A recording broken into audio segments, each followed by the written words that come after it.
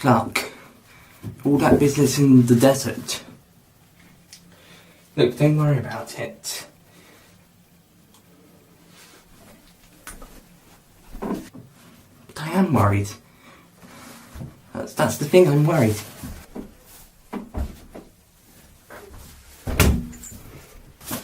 You're standing in the bathtub, aren't you?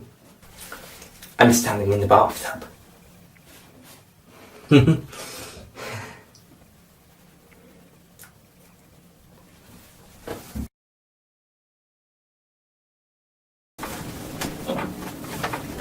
Oh, Clark. Oh, Lois.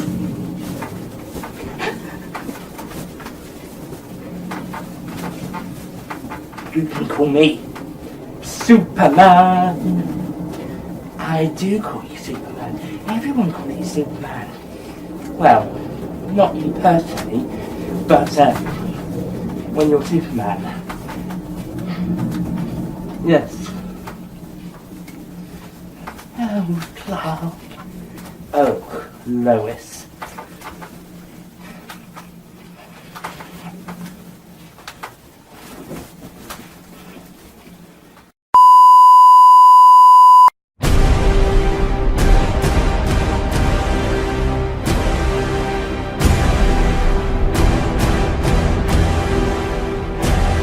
Hello there everybody, Nick here. Welcome to my review of Batman vs Superman Dawn of Justice. The first of this year's two DC Cinematic Universes films. Universe films, not universes. Oh, and I've got some chocolate here, so I might be eating it for a bit. Yeah. And Tuesday I went to see Suicide Squad, as you probably noticed from the Jason Bourne review. In that review I said I'd be doing them soon and they'd be released back to back or within a day of each other. In the editing I said that I might try to review them on the same day. I don't think I'll have time for that, so I'll just do this review and then I'll try and do the Suicide Squad tomorrow. Perhaps.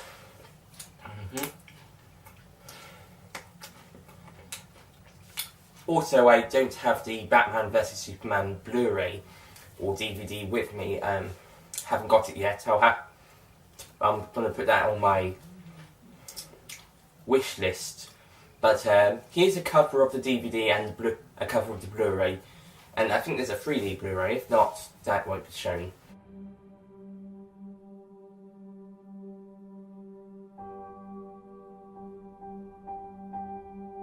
Okay, good. And what I do have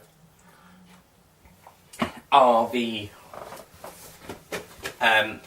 Batman and Superman, are Blu-rays of previous Batman and films. We have the Batman Motion Picture Anthology 1989 to 1997, which contains Batman, Batman Returns, Batman Forever, and Batman and Robin. Yay! The Dark Knight Trilogy Limited Edition box set with Batman Begins, The Dark Knight, whoopee! This time I'm serious. And The Dark Knight Rises. Yeah, with Batman and Robin I was joking. With The Dark Knight, I was of course being very serious. Superman, the Superman Motion Picture Anthology, 1978 to 2006, which contains Superman the Movie Expanded Edition, Superman 2, the Richard Donner Cut, Superman 3, Superman 4, The Quest for Peace, yay, and Superman Returns, yes, which, by the way, is a much better film, at least compared to the third and fourth. I even go as far as to say it's better than the second. And Man of Steel, the first film in the DC Cinematic Universe, and the first of the rebooted Superman films. Batman, of course, we already got a reboot with the Dark Knight trilogy, and now got another reboot with the DC Cinematic Universe, first starting out with Batman vs Superman. Also with this box set contains a very early 1950s where is it? 1951 theatrical feature Superman and the Mole Men, which was like another Superman movie from the 50s. So I've got that as well included on the box set. I would also like to get the 1966 Batman movie on Blu-ray at some point. That was a good film. Certainly better than Batman and Robin, I can assure you. Yeah. So let's get going. We have the Blu-rays over here for moral support, like with Jason Bourne and Deadpool, which will also be returning for the X-Men Apocalypse review with the X-Men Blu-rays and Wolverine Blu-rays, and also the Batman ones will be appearing in Suicide Squad. Okay, so the plot of the movie is, after another version, after we see Bruce Wayne's parents get assassinated in the alley, just like we've seen in Tim Burton's Batman and Batman Begins. And also how also see him fall into a cave that fills with bats, again, just like in Batman Begins, and also like in Batman Forever. Yes, Burton's Batman doesn't show Bruce Wayne falling into the cave, but it's actually touched upon in Batman Forever. I guess that's one thing Joel Schumacher did right, him or the writers. But yeah, those two are definitely the two weakest Batman films. And actually, Christopher Nolan's Batman Begins actually shows him finding the Bat's cave before his parents died, and then he just reopened it when he was an adult. But yeah. We then fast forward to 2013, where the events of Man of Steel were taking place.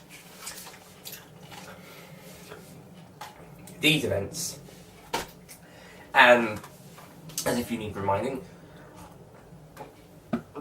and basically it's the fight of Bruce Wayne is rushing to Metropolis to try and get everybody out, as Superman and Zod, who makes a cameo appearance in this film, are fighting, and it eventually destroys many buildings, including Wayne Enterprises. I believe it's the Metropolis building.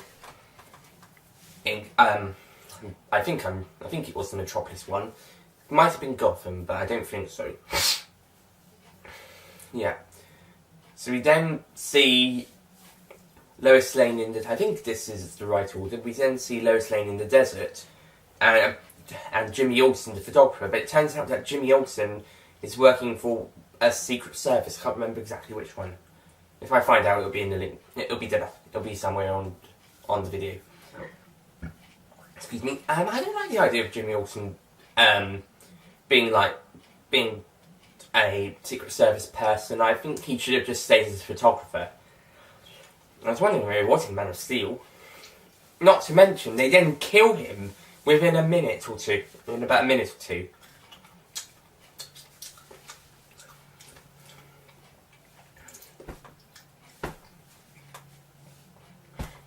I mean, he wasn't the best character in the films or the comics or etc. Well, he was, but killing him off this soon? It's as bad as killing off Superman this early. Oh wait! But we'll get around to that later. Yeah. Well, at least Jimmy Olsen from Supergirl is still alive. Yeah, I've been watching that series. It's pretty good most of the time. Later episodes are better. And we will be getting Superman making an appearance in the series. Of course, the TV series is following different timelines. I don't think the Flash TV series is going to be connected to the upcoming films that he's appearing in. They brought in Supergirl. She'd probably be played by a different actress, get a different backstory, etc. in the films. Making a TV series is a little bit redundant, or in kind of an alternative universe at the same time as this one going on. A bit like the upcoming Star Trek TV series. Superman then comes to rescue Lois Lane and kind of beats a guy up, but for some reason everyone makes it look like he's killed people. According to a video explaining about stuff in the expanded in the Ultimate Edition, which is like the extended edition, just like the Superman expanded edition. it's said that Lex Luthor was framing Superman for killing people. Sorry, there's something wrong with the tripod. Okay, it's alright. Oh, my Blu-rays have just fallen over. Yeah, I really want to get BVS on Blu-ray, especially with that expanded edition. By the way, if I say BBS, I mean BVS, as in Batman vs Superman. So, yes, and we then see Bruce Wayne as Batman rescuing some, I think it's some, women or girls who have been forced into sex slavery or something, and he captures a bad guy. Well, we don't see him actually do it. We see the cops come and find what's happened, really. And then we see the little bat symbol, dart thingy he throws, and the women are saying that he saved them.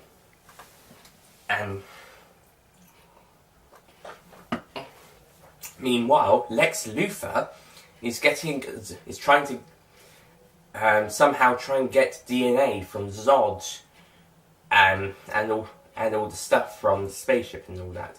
I can't exactly remember what the details are. I'm trying to go through it as much as I can. This one I'm probably going to be brief about, because I can't remember exactly what's going on. Clark Kent wants to do a report on the Batman. Of course, Perry White is played by Lawrence Fishburne, is not having that. Nobody cares about Bruce Wayne. Sorry, that's wrong. Nobody cares about Clark Kent taking on the Batman. That was a great line. Eventually Clark Kent and Bruce Wayne finally meet at Lex Luthor's party, or a Lex Luthor party. It's also there that Bruce Wayne also meets a certain Diana Prince. I wonder who that's going to be. It's Wonder Woman, of course, as we'll find out later. Well, we don't even need to find out later, as some people already know that. She's going to become Wonder Woman later, which is already Wonder Woman, but we're going to see her as Wonder Woman later. For right now, she's Diana Prince. Okay, good. It's also there that Clark and Bruce meet Lex Luthor, who loves bringing people together. Yeah. We see Bruce Wayne sneaking around and Clark Kent following him, and also Diana Prince acting mysterious as well. Of course, the one who's really up to no good is actually Lex Luthor, the least suspicious of the lot. He eventually puts his plan into motion. Meanwhile, Batman is trying to stop these guys from... I can't exactly remember what it was, but it was the scene with the shipyard, and which leads on to his confrontation with Superman. With a really great line that I did in the trailer. Tell me, do you bleed? Excuse me, I'm trying to do my Batman voice. Tell me, do you bleed? You will. It's a great line in both the BVS trailer and in all the actual film, and it was actually the trailer I was actually basing my trailer for this review off. Hopefully that's up first.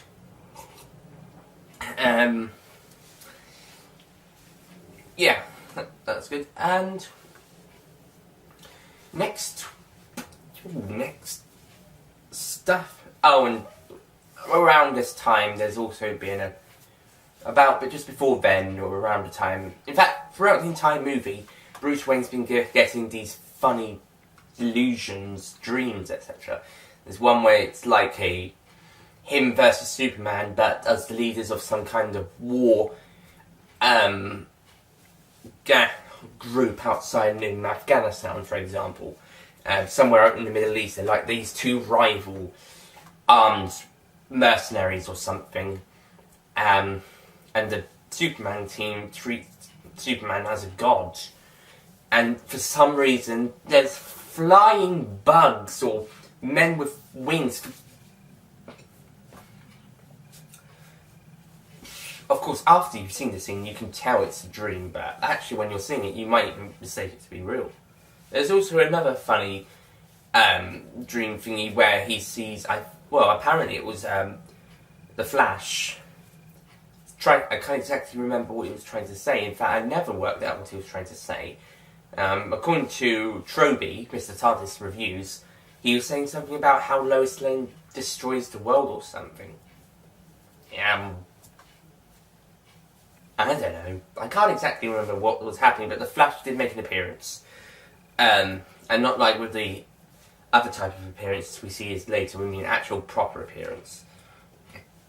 Something similar to the Suicide's appearance, actually.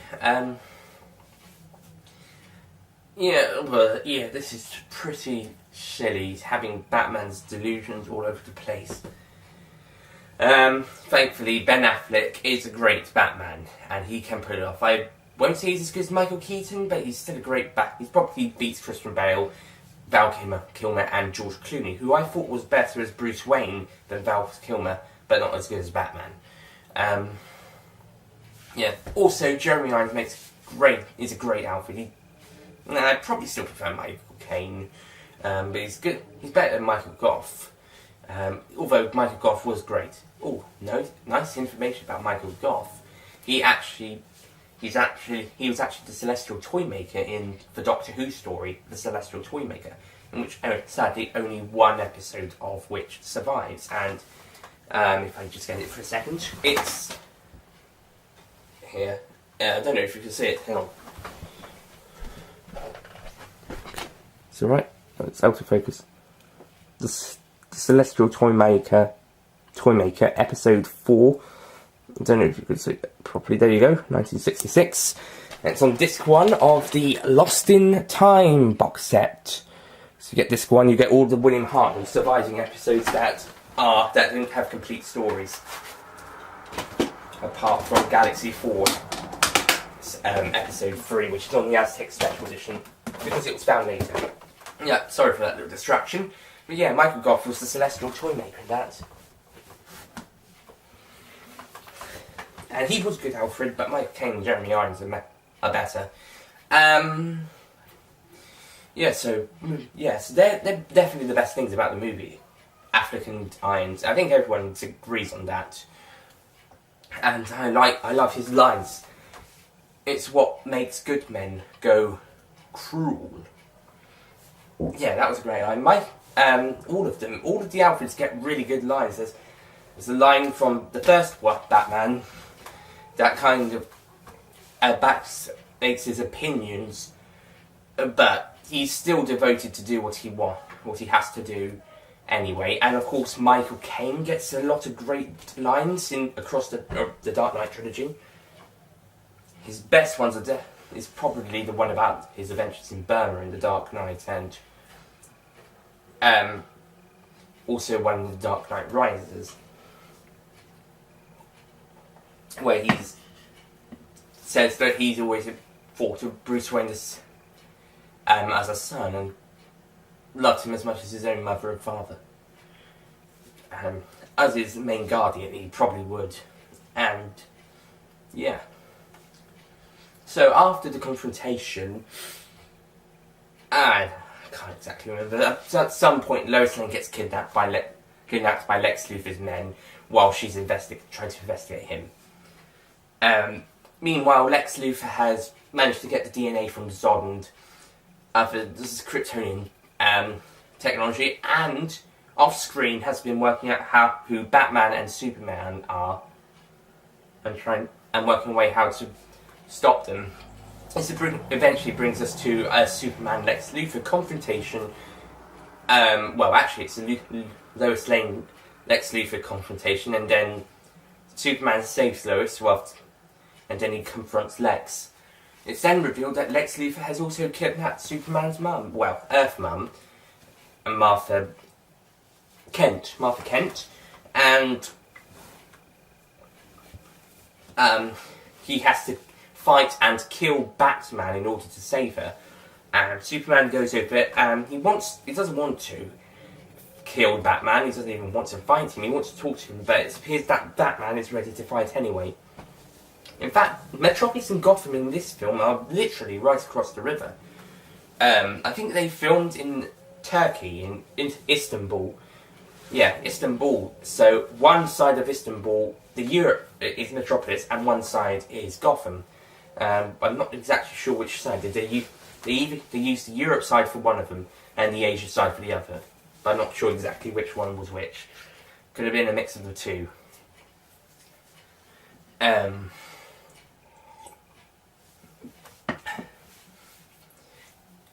Yeah, so in Gotham, Superman and Batman fight. Eventually, Lois then arrives to stop Batman from killing Superman with a Kryptonian spear that he made in case of him. He had to do it. Then Lex unleashes his monster, or is about to unleash his monster. And of course, Lois needs to be rescued from almost drowning trying to rescue the spear, which was dropped into the water. Yeah, for some reason, in these new films, Lois Lane is supposed to be a bit more of a headstrong character, and Amy Adams does do a good job. But for some reason, this film is kind of downgrading that headstrongness that we first got in Man of Steel, and the resilience throughout earlier in this film. For some reason, she's going back to that damsel in distress stuff that we got from earlier. But still keeping the headstrong, so at least it's not completely damsel in distress like she used to be at the start. And by the time the 78 movies came along, she became a bit more headstrong, but still got kidnapped a lot. And with Man of Steel, that we were supposed to be a bit more headstrong, not get kidnapped too much, just enough to keep in character. This time, it's a bit... Okay, the Lex Luthor bit is fine, but this bit with the drowning, you didn't need to do that. In fact, it would have been better if it would have been better for the character if she just swam and got the thing. She wouldn't have to worry about drowning. Or Superman rescuing her. And also around this... So yeah, Batman and Superman then go to fight Doomsday. Excuse me, after Lex has revealed that it's going to kill them. Wonder Woman joins, and they fight the monster. By the way, the visuals are really good for this film. If anything, the visuals are really good. Eventually, Superman has to use the Kryptonian spear to kill Doomsday, which sadly will kill himself as well. Why Batman or Wonder Woman couldn't do that, I'm not sure. In fact, in the How It Should Have Ended cartoon, they actually had Batman run in and kill the monster. In fact, that probably would have been a good thing for Batman as well, because it would have shown he was trying to rescue his now friend. The reason that they're not fighting now each other, by the way, is because their mothers have the same name, as Lois explains. Lois tells Batman that Martha is Superman's mother's name when he spews the name out. And Batman realises that they're the same because his mother was called Martha. Yeah. In fact, in the Nostalgia Critic review, Batman goes, "My mum's alive," and then Lois Lane taps him on the head and goes, "No, you idiot! Your mums have the same name." And Batman's like, "This completely erases all..." Something. It's about dislike, and now they're best friends. And the Five Who fans, 8th Doctor versus War Doctor spoof, we have the 8th Doctor goes, "We're the same," in a spoof that scene. It's a really good spoof. Check it out. Five Who fans, that link below. The Nostalgia Critic, link below. How It Should Have Ended, link below. In fact, they've all done better jobs than the actual movie. Gosh. So yes, Superman kills Doomsday and himself, sadly. Sacrifices himself to the monster. And this then leads to a major funeral and also a little one in Smallville for Superman. Oh yeah, well, Superman had also forgot to mention that Batman had saved his mother whilst he was, I think he must have been confronting Lex. Anyway, there's a small funeral held in Smallville, and there's a little thing in the papers about how that he had died in the... I guess Perry's sad. I'm not certain. We just see him read that little piece of the news, and at the funeral we see Batman and Bruce Wayne and Diana Prince decided that they need to build a team after he's looked at some of the files she needs recovering. He recovers them and she looks through the files he's looked through of her in 1940. In the World War One, a picture taken during World War One, and as the setting will be for her upcoming solo movie. And video footage of Aquaman, video footage of The Flash, and video footage of the beginning of Cyborg. Aquaman just makes an appearance, and The Flash is in action. So no Green Lantern, even though he's part of the main 7 Justice League. I'm guessing it's because everyone hated that 2011 adaptation movie with Ryan Reynolds, who is, by the way, more than made up for his mistakes in that and for the mistakes of that film and X-Men Origins with Deadpool. It's more than made up for both of those films together. And we're seeing with Deadpool in a sequel, and he's going to be in a film next year. I think it's X-Force, but don't hold me to it. We're going to see more Deadpool, so obviously he's doing something right. More than makes up for his previous films, and come on guys, just because we just got this one terrible film, I heard somewhere that DC was still trying to make up for the campiness of Batman and Robin over nearly 20 years ago. It's time to move on from Green Lantern. You can put him back in, just don't do what you did in the 2011 film if you don't want it to be bad. Just get over it. I haven't even seen the film, so I don't even know what's the problem.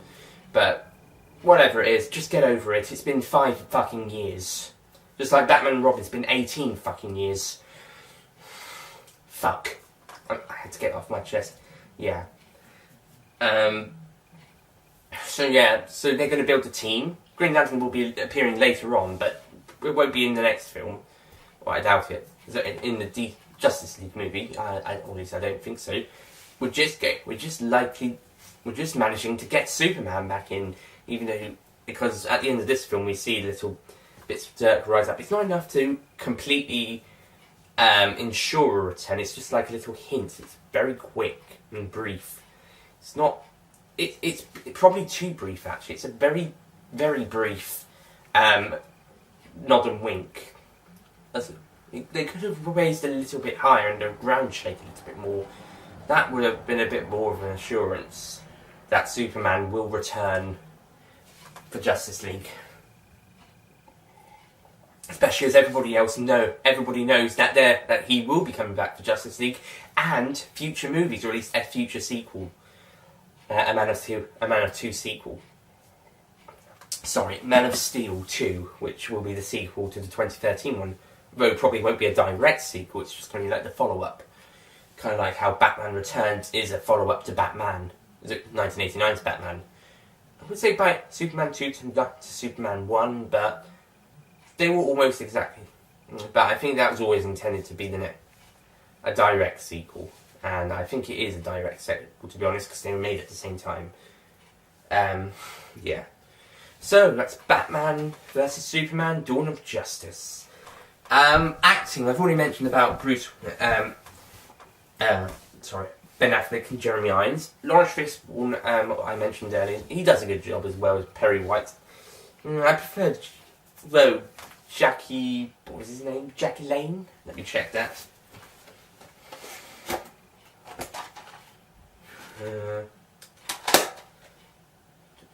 Jackie Cooper. He was probably the best actor of the Perry White. I can't remember who played him in Superman Returns.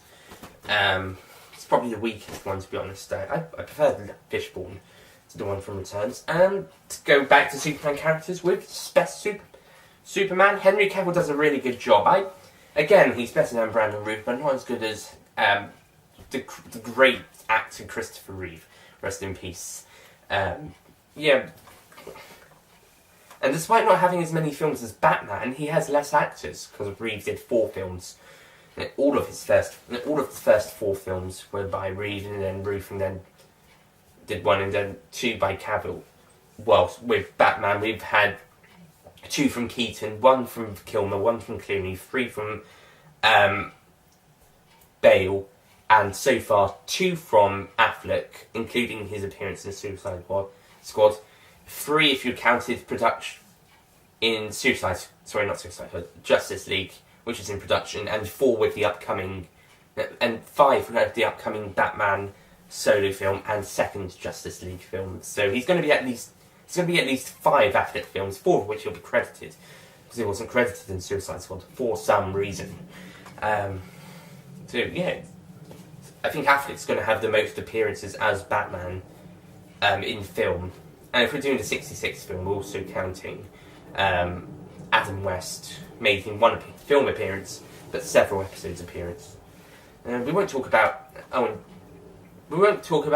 any of the pre-89 Batman films or pre-78 Superman films, apart from the 66 Batman and maybe the Superman number 1. Who was in that one? That was George Reeves. He's the weakest. Yeah, it wasn't that great. Brandon Routh was much better than him. Lois Lane.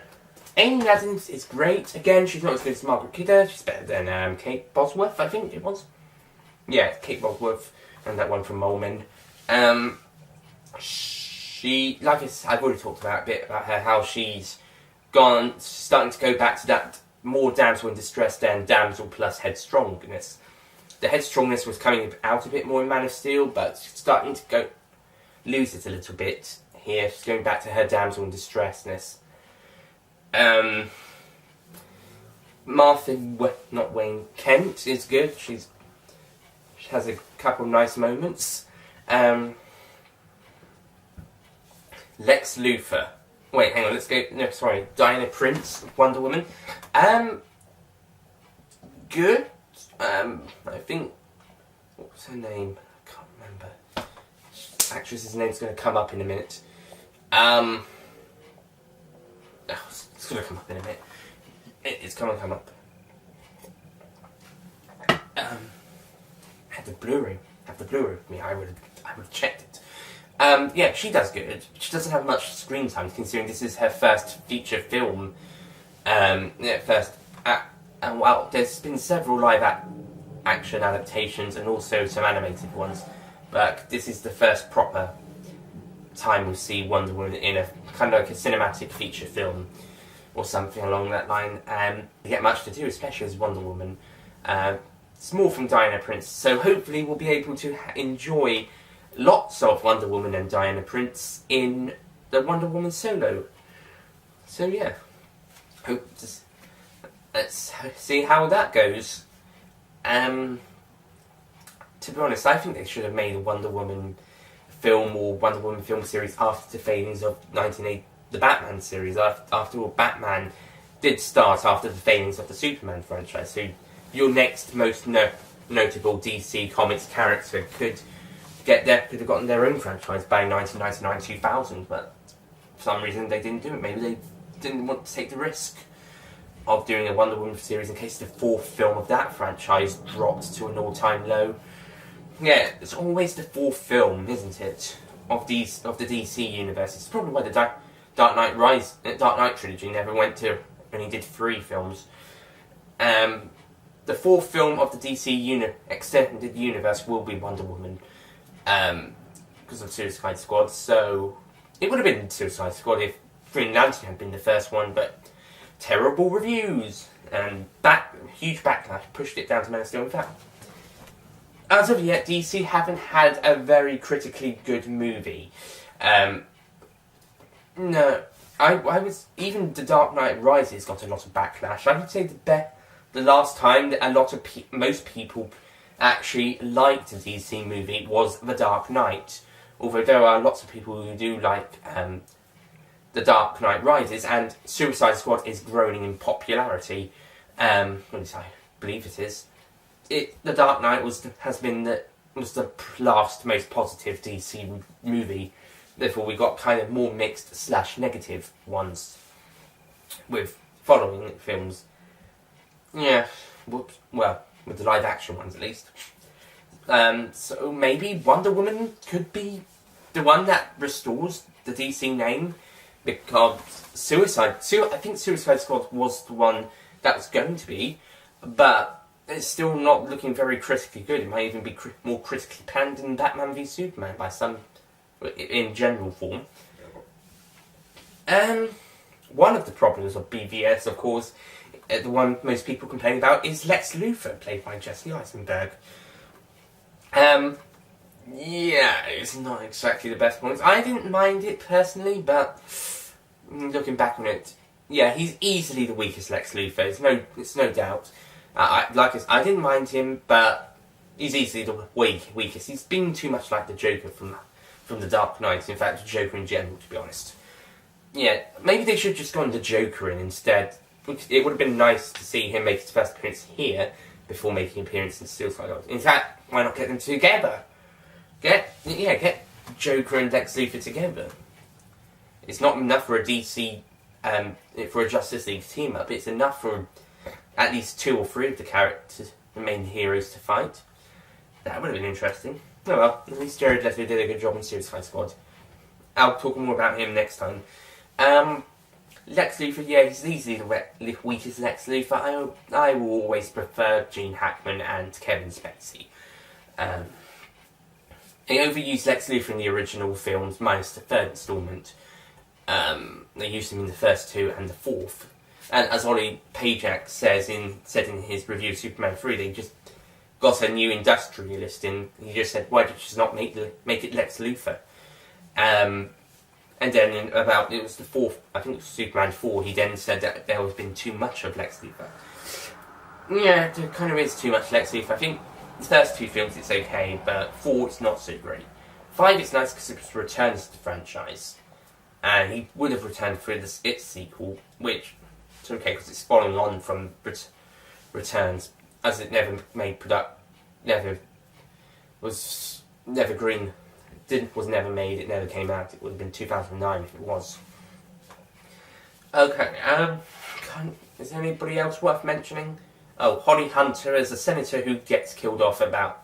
Oh yeah, that's another thing that happens. The Senate meeting where a guy working for Lex Luthor has a bomb in his chair and it explodes and kills everyone except Superman. Pretty ghastly scene. But then I don't know if it's whether to frame Superman, because then everybody knows and works out it wasn't Superman afterwards, and he just goes into exile for a little bit.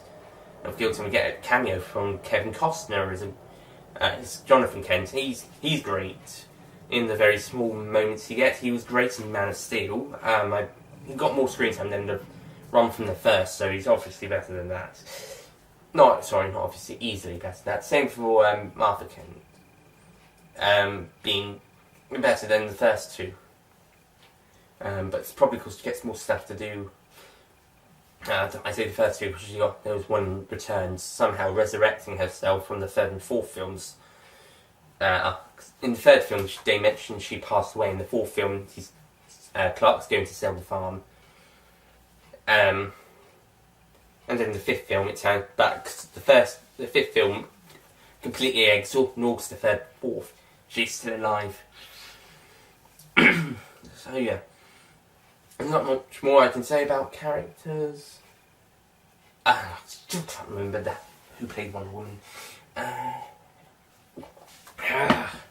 It's annoying. Oh well, it'll be in the editing. As I mentioned, visuals are great. The effects are great. The action's pretty good. The story's not very good though. I mean, there's lots of plot holes. There's some of the stuff's going to be fixed in the expanded, the Ultimate Edition, but really you should have it sorted in the film. I don't know who edited this film, but he or she or they have obviously cut out some vital key moments and some unnecessary moments. I'd say unnecessary, such as the bathtub scene. I don't know, that could have made its way to the ultimate cut instead. The Batman hallucinations. Oh, they didn't even need to be in the film at all. Yeah, that's the worst thing about this film is the hallucinations, because they didn't even need to be in the film. Oh, and Jesse Eisenberg. I didn't mind him, but he's easily the weakest character in this film. And Eisenberg doesn't give a very good performance. Well, sort of. I didn't mind it, but it's not great. Oh, and what was that other thing we were forgetting? Jesse Eisenberg! I'm sorry, I just had to throw that in there, because that was a funny thing from the Nostalgia Critic review. That was funny. Back to my review. There's really much else to say. The story's all over the place. Directing's good for the most part, but not completely. There isn't a reason why Batman and Superman need to fight. Not really. No, it's like Superman doesn't believe what Batman's doing is right, and Batman doesn't believe what Superman's doing is right. But aside from that, in Captain America Civil War, I didn't see it, but I know what they were fighting over. It's that there was going to be a kind of a superhero tag thing.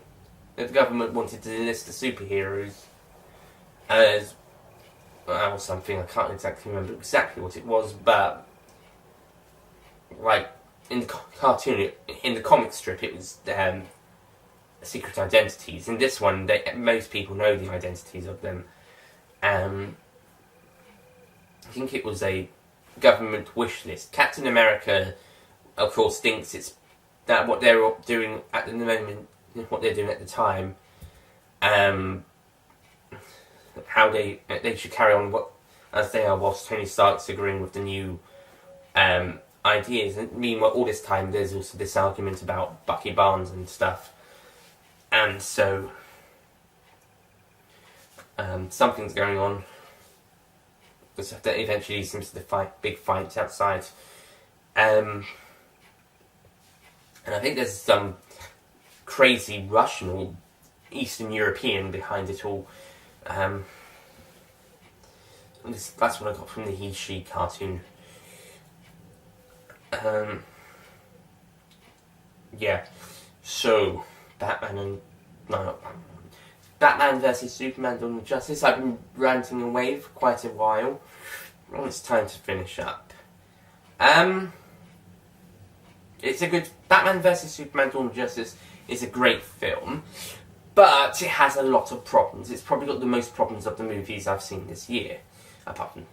It's still a really good film in my opinion. Acting's mostly great. There's a couple of exceptions, like Jesse Eisenberg as Lex Luthor, and directing's good for the most part, not so good. Writing's all over the place. Effects are great. The visuals are good. Not really much I can say actually. It's mostly positive review, but it's not one of the best films I saw this year. It's mostly down to that script, really. And one of the writers was David S. Goyer, who worked on 2 of the Dark Knight trilogy films. He worked on. Let me just check. Did he work on all 3, or just 2 of them? Okay, he did the story for all. He did the story for the 3 Dark Knight films.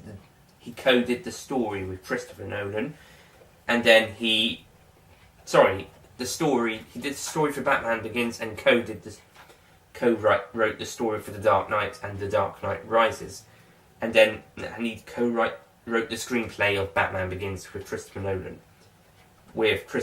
and I believe it's his brother Jonathan Nolan co-writing the screenplay for the other 2. So yeah, he's done the story for all 3 of these movies and the screenplay, and co-wrote the screenplay for the first one. Co-wrote the story for the second and third. So yeah, and David Esker, I think he did Man of Steel too. He did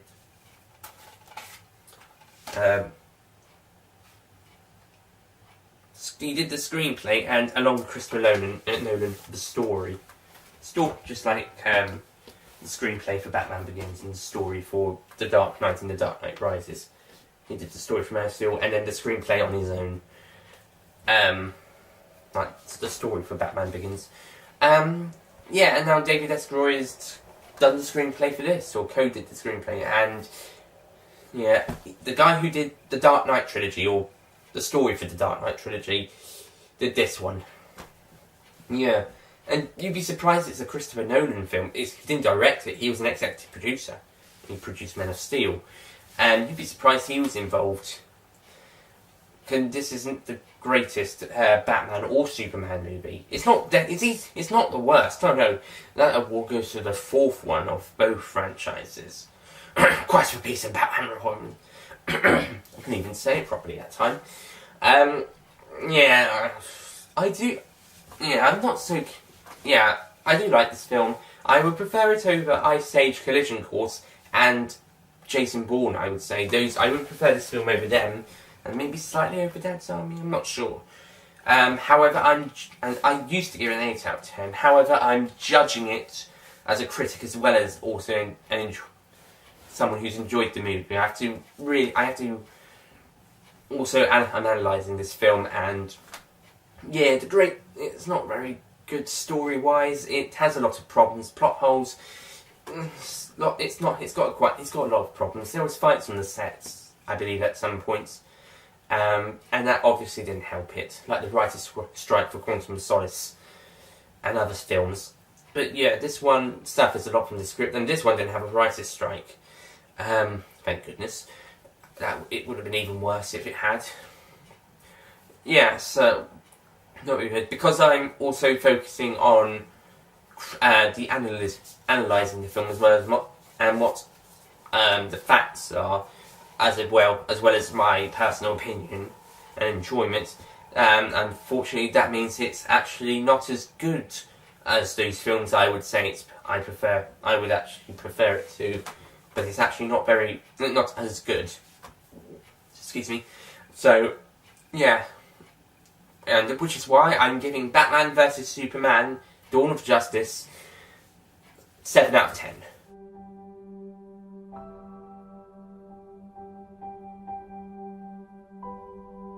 Yeah, it's actually higher than what most people would give it. I would have given it an 8, but story-wise wasn't so good. But I would prefer it over Ice Age Collision Course and maybe Jason Bourne. I can tell you one film it's definitely better than, and that's The Secret Life of Pets. Yeah. So that's one film it's better than. Yeah, so that's Batman vs Superman: Dawn of Justice. Sorry for really looking really long. Thank you for watching. Next time, Suicide Squad. I probably won't be reviewing that today, but I'll see what I have out tomorrow. From recording point, it should for you guys viewing and uploading. It should definitely be out by tomorrow or shortly afterwards. Tomorrow's in the first, as when this one goes up. So fingers crossed, we'll see. It's going to be long edits. Could get it done in about an hour or two. Okay, see you next time. Bye. Why don't you just kill me?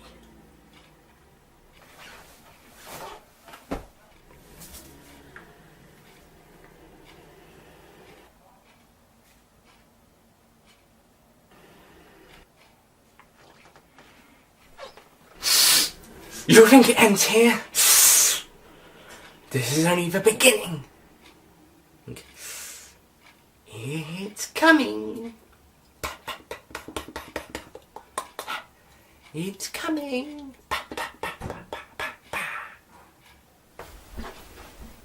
Whatever.